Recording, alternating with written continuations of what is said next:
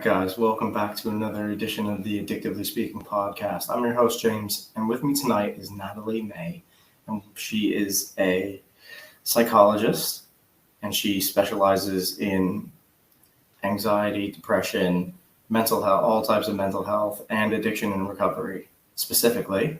And she works with CBT, cognitive behavioral therapy, and it's really lovely to have you, Natalie. I appreciate you coming on and giving my listeners, a little introduction into psychology and how it can be helpful in their lives with mental health, with addiction and recovery. So tell us a little bit about yourself. Hi, James. It's great to be on your podcast. Thank you so much for inviting me. It's a pleasure to be here, and I hope to be helpful to your listeners. So I am a psychologist, and I have my own story with addiction, which lasted for many years. I've been addicted to various things. So my first addiction was smoking, which I got into when I was just 15 years old. And I couldn't get rid of it for so many years. I just didn't want to stop it because it was like my therapy thing. My therapy tool, because I was struggling with loneliness. I didn't get support from my family.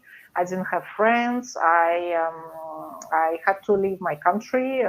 We had to leave Russia when I was just a teenager, and had to come to Hungary, which is in Eastern Europe. And I was bullied in school for being Russian, unfortunately. Yes. So I had to go through various stages in my life, and I was completely alone. I didn't have anyone to turn to. I didn't even have friends to talk about my problems. So that's why cigarettes were my therapy tool.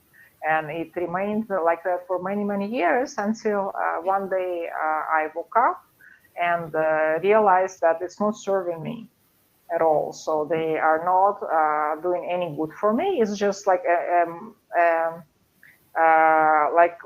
bad habit, like destructive habit, and they're not making me smarter. They're not making me stronger. They're not making me whatever. They're just like I'm spending money on them, and I'm killing my own health. I'm destroying my own health.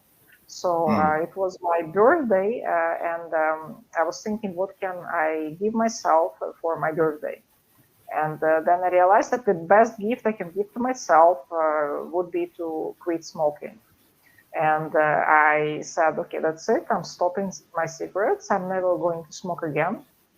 And that's it. That's exactly what I did. And I never smoked ever since. And now I hate the smell of smoking. I can't be with someone who smokes. And that was the beginning of me practicing cognitive behavioral therapy on myself. That was before I knew anything about cognitive behavioral therapy, but that's exactly how it works. You think of your own destructive behavior, and you try to realize why you're doing this, like why you're having this habit, or why you're behaving this way. So you search for the root cause of this habit. Let's say you realize that smoking is your self-medication, or drinking alcohol is your self-medication, is your self-therapy for your depression, for your loneliness, for your anxiety, for your, you cannot fit into society or something like that. And then when you realize that, you can also realize that this habit is not serving the purpose. So it just numbs your pain.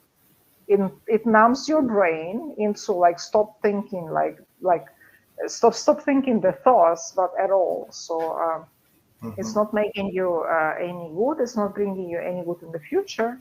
And that's why you can always, when you realize that, you can be smart and say, okay, that's it, enough. I need to replace this destructive habit with something constructive, something that can serve me in the future and can make me a better person, because I want to be successful. I don't want to be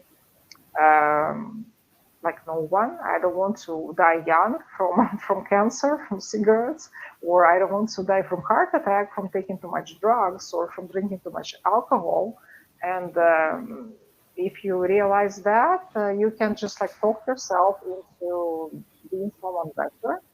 And there are a lot of strategies how to do that. So for example, planning your life ahead is one of the strategies. And I already shared with you before this recording that I have a book and I write this strategy. I outline the strategy in my book. It's what I use in my therapy, and you can download it for free from my website, natalimei.com. And yes, please feel free to go to my website, download the free segment, and there you can find this life planner in which you can plan your life until your ultimate end. And this can surely help you to cope with the bad habits. If you concentrate on what needs to be done, what is good for you, what are your life goals, then you can plan your life in a way that you won't have enough, like sufficient time to waste for drinking, smoking, doing drugs. And I think this is the best way to cope with any addiction. So at least it worked for me. Nothing else worked for me. I didn't do any other therapy than cognitive behavioral therapy. I learned cognitive behavioral therapy and I learned these tools from there. And I summarized all the tools and I made this planner, which I use for myself. It helps my life and it's helping the lives of my clients from from all countries with my work. So um, I think it's a great therapy tool, and everyone can use it to do better in their lives. All right. Funny enough, CBT. I actually, before COVID, was seeing a psychologist for some past issues. And CBT was exactly what he suggested to me, exactly what he recommended that we start working on. So I am a bit familiar with it. But what I'd like to ask you is, how long have you been a psychologist, practicing psychologist? Mm-hmm. Yes, so I learned psychology. I started learning psychology in 2020 during COVID because Mm-hmm. I was trying to solve my own issues, which I had like depression, anxiety, addictions from I had from before. And also I was taking care of my grandmother who had dementia. And I was stuck in Moscow, and the pandemic just broke out, and all the borders were closed. So I was basically just like stuck in the situation when I had nothing else to do, and I decided this is a good opportunity to study psychology. So I found a university in Russia that offered online psychology education, and I studied it. And the same year, I started practicing with people online. So I did free online sessions with people who needed help. So so I'm basically practicing since the end of 2020. And I got Okay. my degree in psychology in 2021. And Mm-hmm. since then, I decided to make it my main occupation, and I just feel like it's my life purpose because it makes me feel so good to help other people overcome their problems. And there is so much demand for it now because the world is getting crazy and crazier every day, unfortunately. And also Yeah. there is a huge problem with addiction. I don't know how about in UK, but in United States and Canada, addiction is number one cause of death for people under 50 years old. So it surpasses COVID and car accidents and guns, everything. So it's really huge. More than 200 people die every day just from fentanyl. I don't know about UK if you have this problem. In the UK, fentanyl's not huge, but there's a lot of addiction issues. I mean, there's alcohol issues. There's the barbiturates is the big one over here, and cocaine. but they don't really have the fentanyl or like the synthetic opioids yet. I imagine they do at some places, I imagine, but it's not as like crazy as America. Because America, it's apparently, you know, going a bit wild with like fentanyl. And I know before I moved, fentanyl was really starting to hit the streets. People were dying quite quickly just for taking, because people were cutting it with heroin, and then, you know, they get a hot shot and they'd be dead, you know, within hours. I had a friend who actually that happened. He ended up getting messed up with some heroin, and he took a lethal dose, and it was laced with fentanyl and killed him instantly. So yeah, it's dangerous stuff out there. So with CBT, that's your primary, you know, your primary thing to work with is CBT. You work with people with addiction. What types of addiction, you know, does CBT really work for? Well, CBT works brilliantly with all types of addictions. But I decided to concentrate on addiction to substances because this is what is really killing people, like too many people, as I said. And also, like, I practice psychology in English. So the English-speaking countries are like the most affected by the addiction, because you know, this fentanyl is coming from Mexico, as I've heard, and that's why like both United States and Canada, like especially states like California, is very like vulnerable, and so like a lot of kids die from fentanyl because.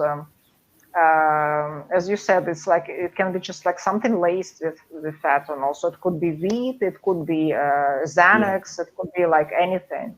So they like maybe they do it on purpose. Like who knows? Maybe they just want to kill Americans. We don't know, and unfortunately, government is not taking action for this. So for me, when I found out about this, I was like really you know, upset.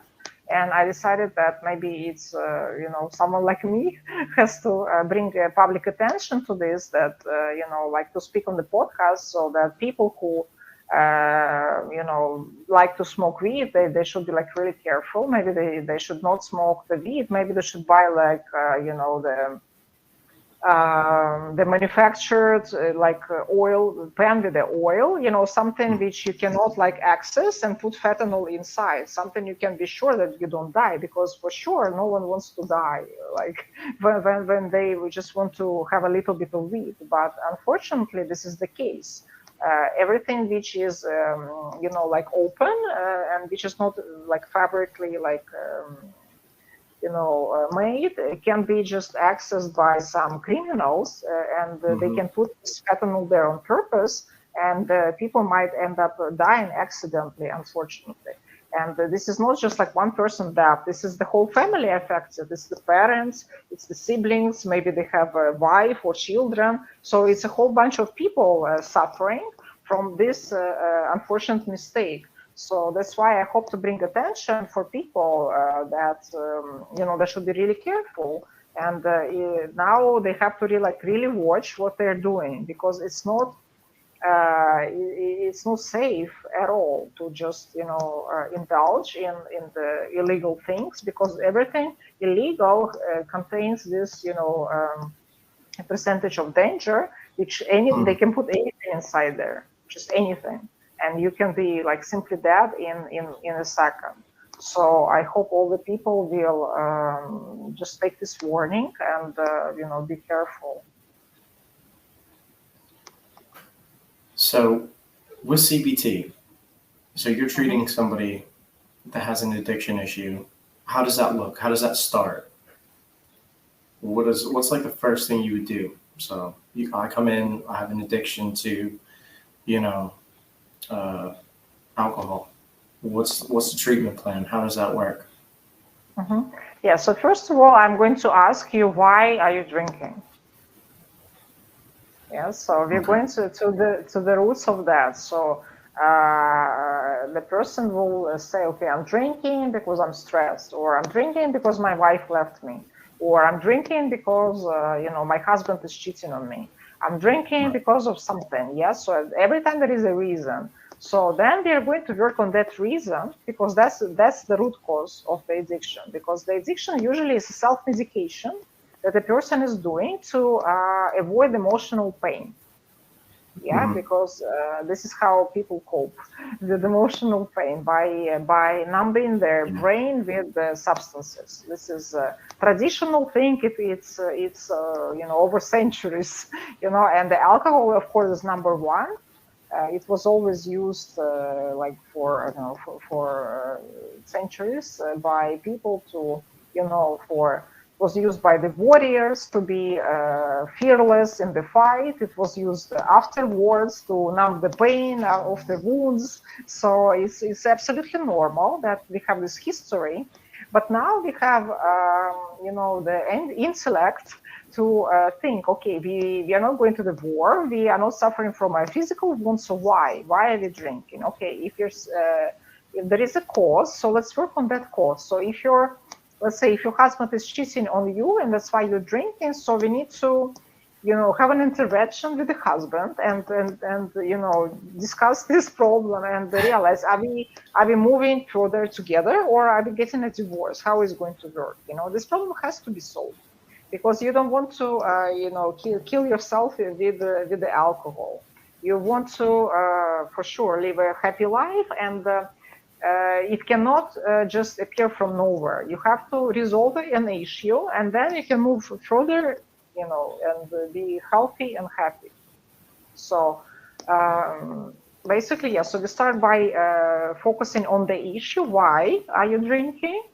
Then we are trying to resolve the issue to make it work for the person. And the last part, I'm giving everyone my life planner, which I already mentioned in our discussion. It has 8 pillars of happiness, which is the psychology, physiology, lifestyle, family, occupation, finance, society, and spirituality.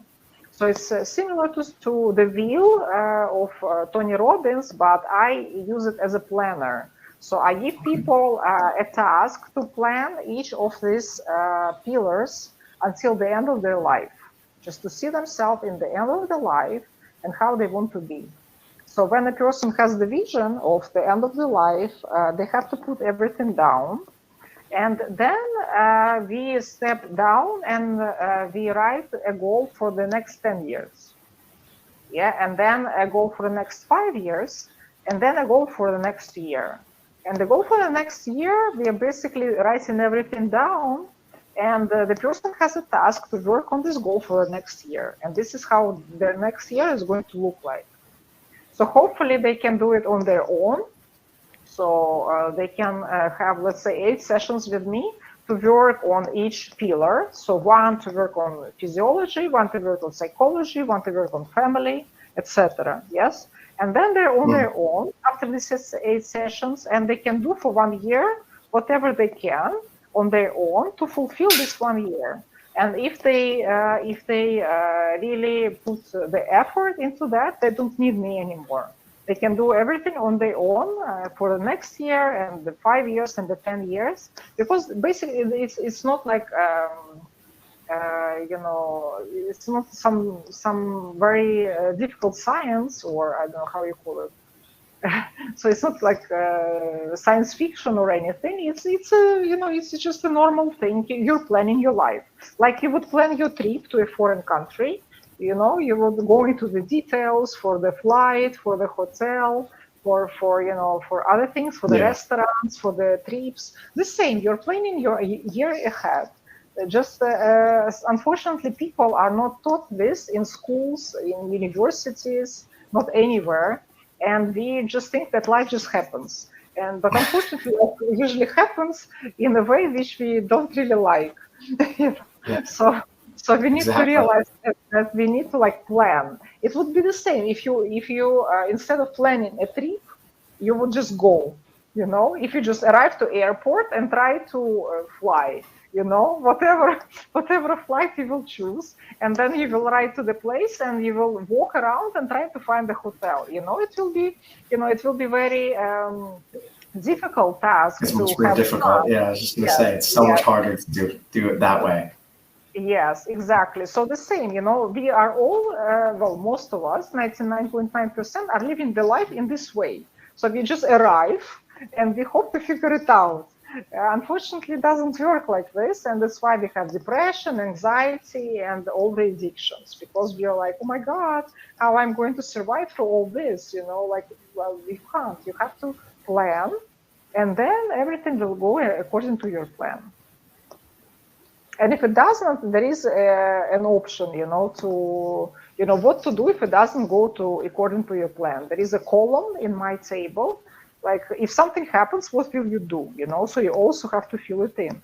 So, with this table, you basically prepare for anything, and it's very simple, and even like 11-year-old person can do it.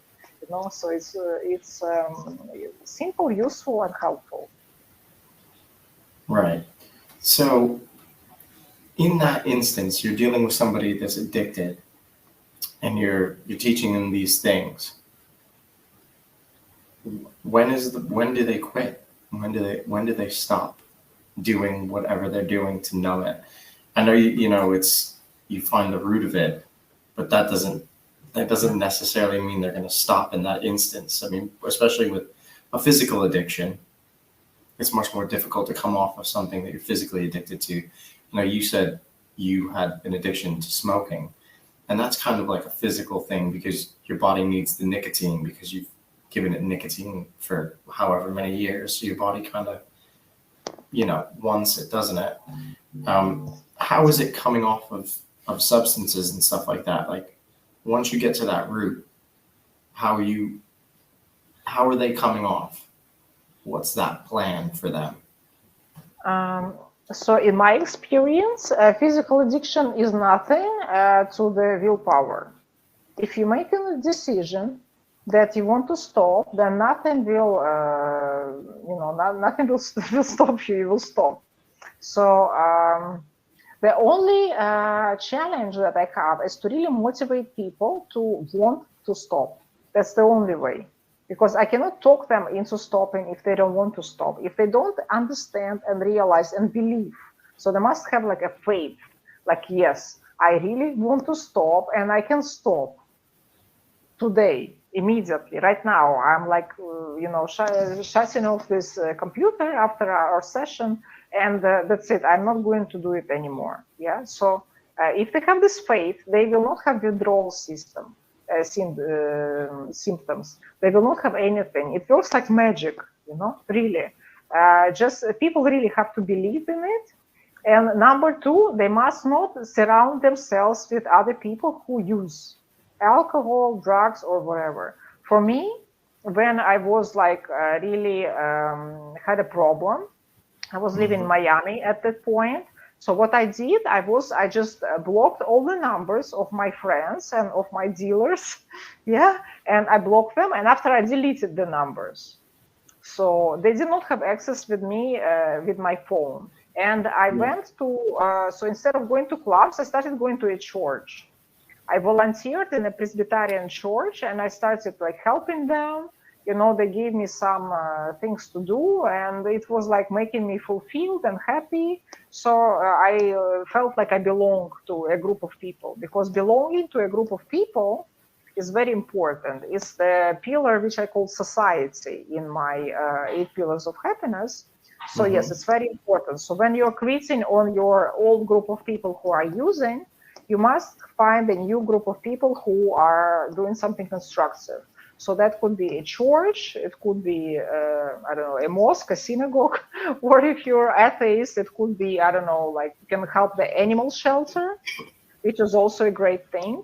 So anything, like doing like good volunteering, like helping homeless, helping doing like service work, service to others. Doing service, this kind of stuff, because it will give you the feeling of so it will give you dopamine, basically, Yeah, so it releases dopamine. Yeah, It's because when reward. you It's reward for doing something selfless Mhm. for somebody else. It releases. It's like a Yeah, natural release of dopamine because you've done something. Um, yeah. Hmm. yeah, really. I definitely agree with all of this. It's funny because obviously when you're struggling with addiction and things like that, you don't see these things the way you're presenting it. Do you know what I mean? Like, and I think for me, in like rare cases, I feel like rare cases, people just stop. I personally woke up one day and said, I'm not drinking anymore. I'm done. I had a revelation. I had a moment. I came to this epiphany and I said, that's it. I'm not drinking. And that was it. I was done. And I'll be 12 years sober on the 22nd of January. So I did it, but I didn't actually like know what I was going to do, if that makes any sense. Like I did all the things that you're just saying right there. Like I started doing things differently. I did things that were more constructive for myself. I put things in my life I started doing like jujitsu and MMA and like physical activities that were channeling that energy. So I definitely see how this can be beneficial to people in addiction, but I think it's hard for people in addiction to see it in a logical way when you're dealing with people that are, you know, doping and drugging and their mind is kind of fuzzy, you know? So you said, it can take some time for them they have to want to do it. Do you find it a lot of times that people come in with addiction problems and they're not really ready, even if they find what the root of it is, they're not really ready to do the work, or they're not really sure if they can do the work? Hmm. Yes, I find so many times people contact me and they want to have a session with me, and then they just disappear. So they want to, but they don't want it bad enough. And this is something I cannot influence, unfortunately. The only thing I can do for them is to be like all over the place. If they will see my face talking about addiction, like how you need to give up addiction, like everywhere, like we see Mm-hmm. Kardashians, for example. Yeah. So then it will, after repetition, they will be like, yeah, we have to. So unfortunately, there is no other way.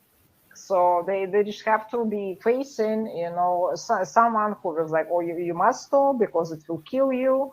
There is fentanyl now everywhere. You have to be careful because, people are just trying to kill you guys, unfortunately. And you must really watch, because one thing is like you're running away from emotional pain, but please just, like sit down and think, like maybe like you'll be dead tomorrow. What will your family do without you? Do you really want to be dead and remembered as a drug addict? And no one will talk about you in your family meetings because they will be ashamed of the way you died. Because this is how it is. Because most of the world is treating, people with addiction not as they have an illness like a cancer, for example, but as they're criminals and moral failure. So Yeah. if there is, and that's why no one is talking about all these deaths in United States and Canada, in Australia, because the families are ashamed of somebody who died because of drugs. Unfortunately, they're not.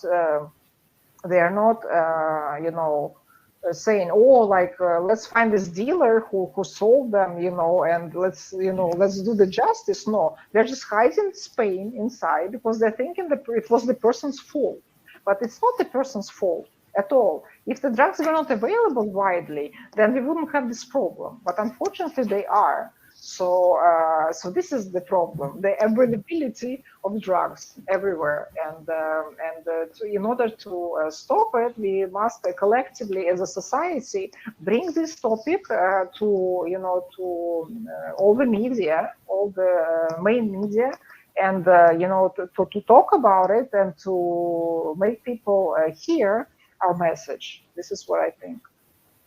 You know what? I absolutely agree.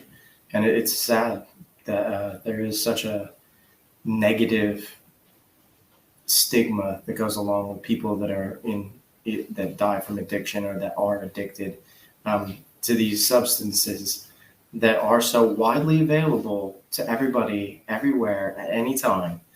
And they're not really looking to fix the problems, how they should fix them, how they should take care of these people that have lost their lives over this stuff. They shouldn't be looked at as moral failures, or they're just people that are trying to escape from something and they don't know how to deal with it. And everybody's been in that situation where you had something happen and you didn't know how to deal with it. You know, maybe you got lucky and didn't get hooked on heroin, or you didn't become an alcoholic, but there are people that just can't emotionally figure that shit out, and they use because of that. And then they continue to use because they're ashamed of not being able to handle that. And people make them feel like shit for not being able to cope with life or deal with things. And that's the problem. That's the cycle, is that people, you know, every time that somebody sees somebody on heroin, they're like, oh, they're just a junkie. That's a horrible thing to call somebody, is a junkie. Like they're somebody's daughter, they're somebody's brother, they're somebody's sister. They probably have family that loves them, that wonders when they're going to get that phone call that they've passed away. So yeah, I think you're right. Like, we need to address the situations and offer as much help to people as possible. And no matter what that is, you know, whether it's, you know, being on as many podcasts as you can be on to get your message heard, to help people by spreading, you know, your help, saying, listen, CBT can work. You can make it work. You have to want it, but it can help you change your life. And I believe that that's true. I believe that, like, CBT can, like, I changed my life, and I did all those things that you were saying. I put this plan in place, and I kept moving forward without alcohol and continued to build off that, where I built the life that I wanted for myself. It's not perfect. It's not, you know, it's not without stress. It's not without, but I can cope with life better now. I can deal with it. I still have the depression. I still have the anxiety. I still have the problems, but at least I'm sober. At least I'm sober. And, you know, I could have died 10 years ago. I could have died 11 years ago. I could have been in jail. So I definitely think it's important that what you're doing, you know, gets to people. People understand it, that therapy is a helpful tool. What are some other things that you think people in addiction should know about CBT and just therapy in general? Like, well, first of all, they should know that so they can use it as self-help.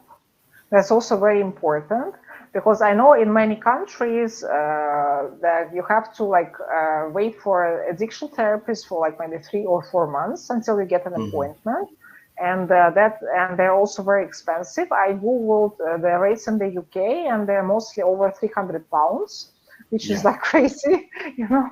So first of all, I charge much less. So if you want to reach out for me, then you're welcome, you know, through my website. Right now, I don't have overwhelmed flow of patients, because, as I said, I'm just starting out.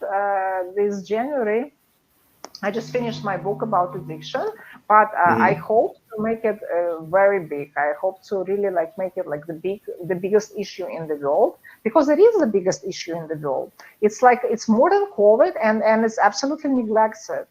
It's like twice as big as COVID, and there is absolute silence from the media, from the governments, and you know, I only hear about it from people, you know, from the podcast basically, and from research and from statistics, because I Google it. But of course, no one is going to Google what is the death rate from drugs in this country, because they don't care, right? And they're not going to announce it. The media is not going to announce it. The government's not going to announce that kind of stuff either.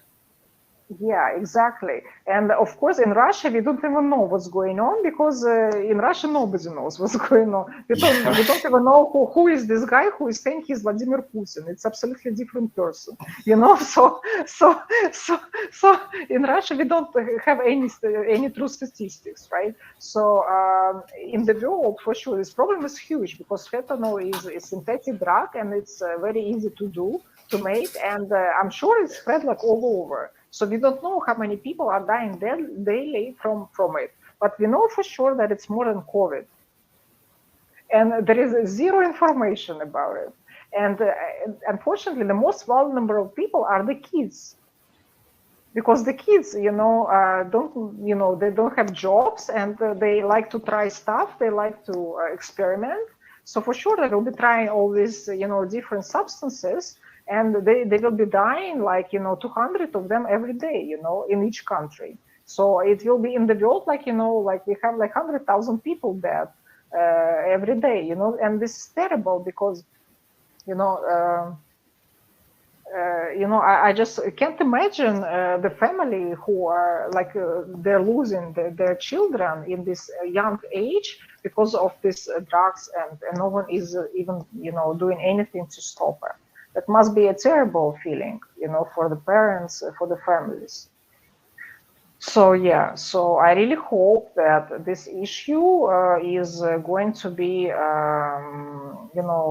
regulated by the governments more strictly. That the drugs will disappear from availability, and of course, these people who are unfortunately using the drugs, they will understand that their problems can be fixed with just refocusing their mind.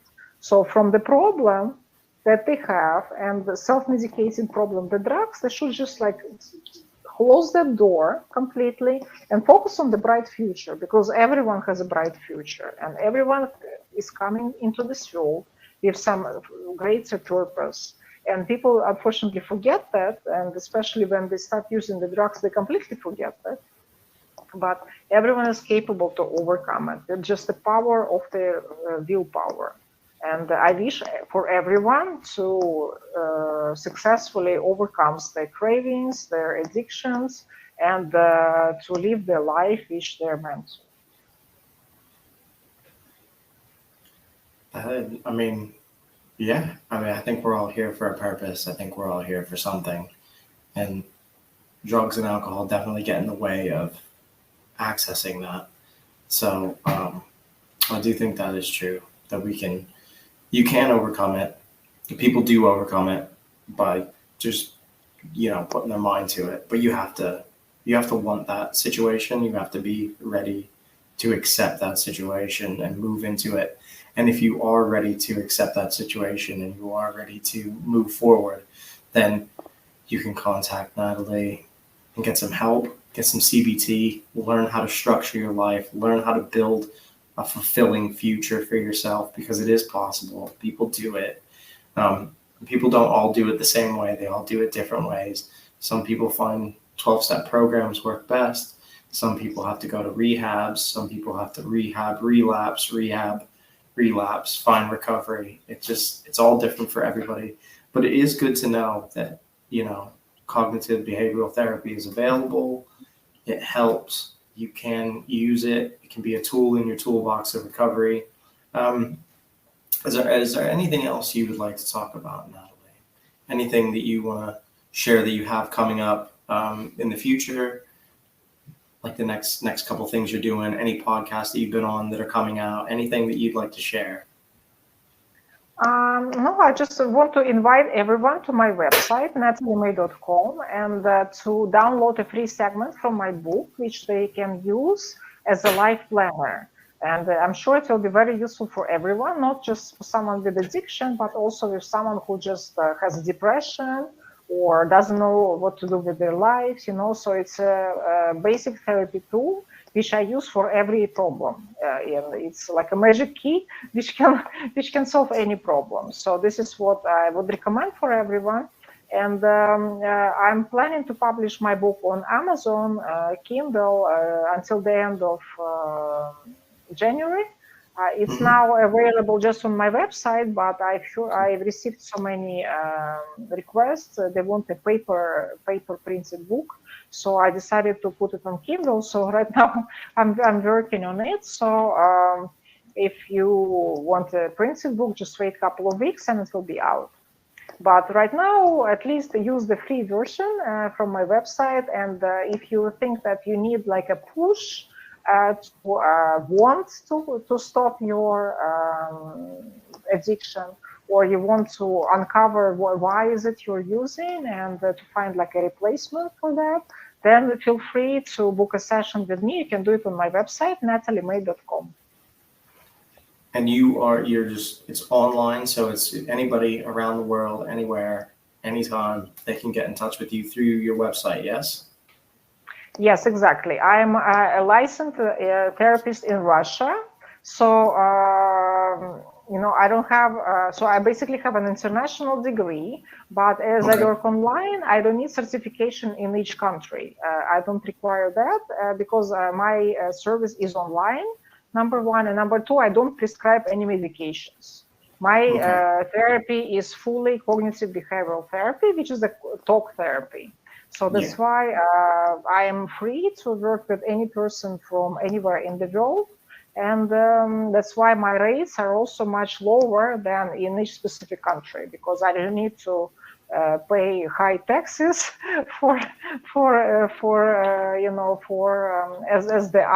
as my colleagues in UK or in the United States, they have to pay. So that's why my therapy is more affordable, and I hope it will benefit the listeners of your podcast. I hope so too. I think, like I said, I did some CBT right before COVID hit. I was going like every week or every 2 weeks to work on some stuff that I was going through. And I definitely found it was helping because I wasn't sleeping at night, and he gave me a breathworks tape to work with, listening to some breathing, and really helped me focus my mind in a better direction. So I can attest that CBT is very useful. It's something that you should have, or at least have knowledge in. If you don't have knowledge in it, look it up, Google it, see what the benefits are, because CBT is used by loads of psychologists for everything from depression, anxiety, addiction, to all kinds of different things. So if you are thinking about getting into recovery and you're ready to accept things, look at CBT. It could be very useful. I'd like to just thank you, Natali, for coming on and having this conversation with me. I appreciate it. Thank you so much for your time. Thank you, James, for inviting me. It was a great conversation that we had, and I really hope that many people hear us and they decide to make positive changes in their lives. Yeah, absolutely. So usually before I end the show, I like to ask people, what are 3 things that you need in your recovery? But you're not, I mean, you are in recovery, but like, what are 3 things that you need in your life to manage your anxiety or your mental health? Or what are like some people do yoga or journaling or, breath works or whatever. What are 3 things that are like your go-to? Mm-hmm. Yeah, so the basic thing is self-love, I would say. So you have to really give yourself that love that you're usually seeking from outside. You have to be your own best friend, your own parent, your own child, everything. So just to focus on yourself and give yourself the best treatment that is possible. Then second is a physical activity. So for myself, I do yoga every morning and the cardio every evening. In fact, after this recording, I'm going for a run into the park, and I do this every night, and it really helps me to be better at night because it also releases dopamine and all things like that. So this is number 2. And the breath work, which you mentioned, is also like a great tool. I've been using it for a while. I have my own breathwork program, and I want to do like a separate book on that, maybe, and a separate training, separate teaching, or maybe we can do a separate podcast just devoted to the breathwork, because it's a huge topic and it really helped me a lot during the past year. So it's really, really helpful. Yeah, And it's great for like anxiety and stuff. I feel like it's very soothing and calming, and you're in touch with yourself. It put me to sleep every single night. I would go straight to sleep to listening to it. yes, and it's also great for like rejuvenating the body, which the body really needs after you've been addicted to substances or alcohol, which are like destroying the body and the brain. The body really needs this, extra push, and the breath work is perfect for it. So this would be number 3, and number 4 I would give is a good nutrition. So instead of drinking Coca-Cola or other sugary drinks, we should drink water. Absolutely, and yes, very good. And also, I'd like to specify that water in the bottles in most countries is just a tap water. And so the best thing you can do is have a purifier at home with a charcoal filter, and use the tap water inside this purifier, and then drink it. That would be the best water. Or to boil it and drink tea or coffee with it. Because I watched several programs on Evian and I don't know, all these waters. And even Coca-Cola is just a tap water mixed with the brand. So unfortunately, that's another thing. And of course, food should not be from McDonald's, or it should not be any conserved food, but it should be fresh vegetables and fresh meat or fresh fish, whatever. Only fresh, and not anything like from a box. Yeah, and then you will have, everything that you need to have a long and happy and healthy life. All right. Well, thank you, Natali. I appreciate your time again, and it's been awesome. And yeah, like you said, maybe in the future we'll do another one with breathworks. I'd be interested in that as well. So this is it. This is the end of the Addictively Speaking podcast episode. Natali Mei, thank you.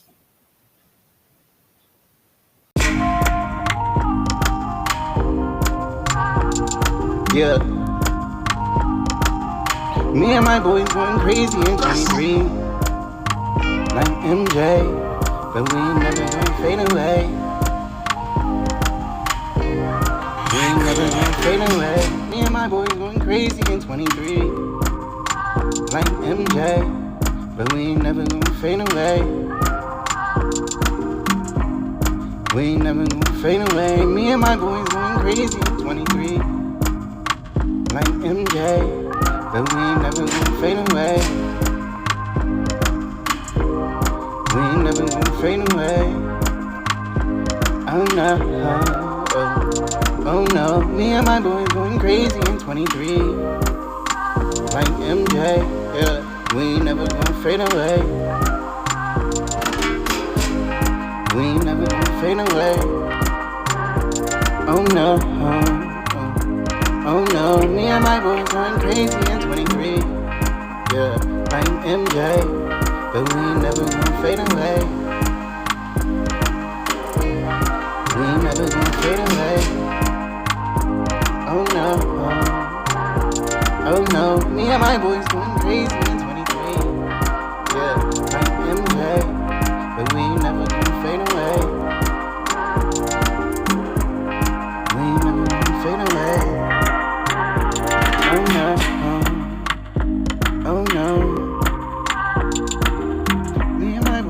Crazy in 23, like MJ, but we ain't